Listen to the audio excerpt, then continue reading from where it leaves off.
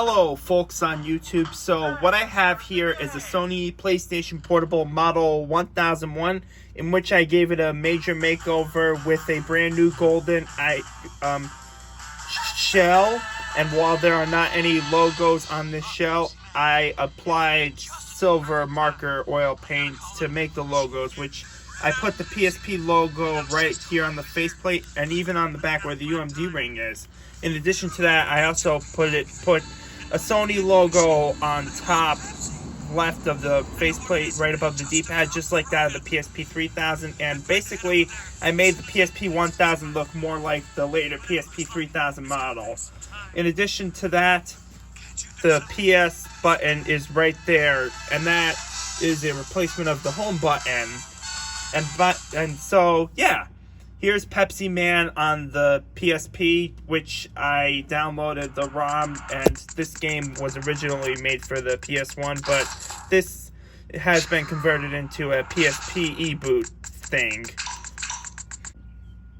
Earlier, I mentioned that this PSP-1001 console has a brand new gold shell, and I made it look more like the PSP-3000 model, in which there's a Sony logo above the D-pad on the left right there, in addition to the home button replacing the PS button right there.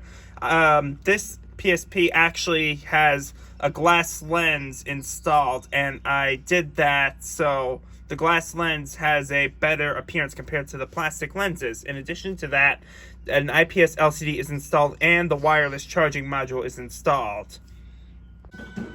Right now on this PSP, I have South Park Bigger, Longer, and Uncut running on there, and while I don't actually own the UMD for that movie, I've actually downloaded an ISO file of that movie onto this PSP here with the memory card. And speaking of South Park, I saw that PSP appear on the South Park episode Best Friends Forever, and there were black and gold variations where Kenny played on there. I got the PSP program tester running on this thing, and as you can see, the X, O, triangle, square, R, L, D-pad, analog stick, select, start all work perfectly fine. And that's for the audio.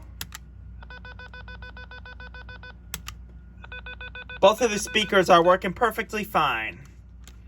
Now, even though the quality of this PSP Gold housing isn't that bad for me, there are some drawbacks. For example, when I was doing the memory card slot thing, and yeah, it doesn't perfectly close all the way with the gap there. So what I ended up doing is removing the new thing with the sliding thing and replace it with the OEM slot. So what I did to replace the black old piece off of this memory slot slider thing, I replaced it with the gold one. As you can see, I have it off, and this is what I'm talking about, the gold thing on this OEM memory slot thing, the rubber piece specifically. I replaced the plastic on it with a new gold one that came with the shell like that. Another con with the shell is that when I saw the UMD door pre-applied on there, it was starting to peel off. But then when I peeled it all the way off, I couldn't get it to sit flat perfectly, and as you can see, it looks like this. But yeah, despite the quality of the housing not being that bad, there are some drawbacks, and it's alright for me, and I can live with it pretty much. Now, to replace the plastic lens on this shell with a better glass protector one, I had to remove the old plastic screen protector by using a flat tool, and as you can see, there's a crack right there.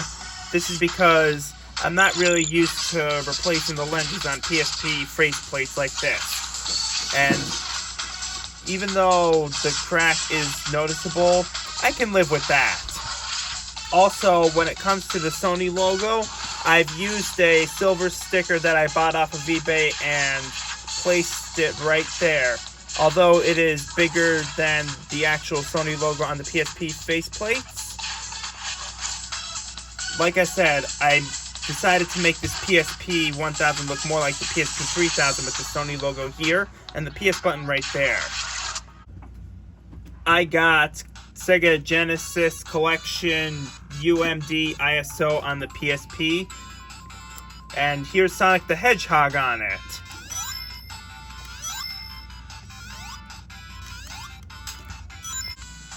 Now, when I mentioned that this PSP-1000 here is an IPS LCD, I'm using the awkward ribbon cable variant of the IPS LCD. And if for more information about this IPS LCD made for the PSP-1000, there is a link in the description of the video, and that kind of screen is available on Aliexpress for those who are interested in checking it out.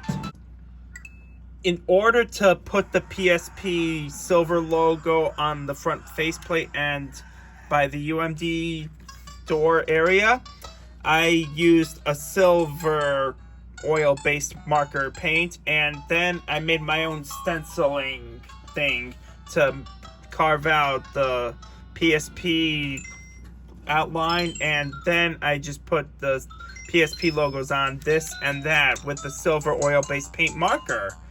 By the way, here's Super Mario All-Stars running on the PSP, which I'm using the Super Nintendo emulator made for this console. Well, everybody, this pretty much wraps the video, and if you like this video, why don't you subscribe and hit that like button, and as always, thanks for watching. Plus...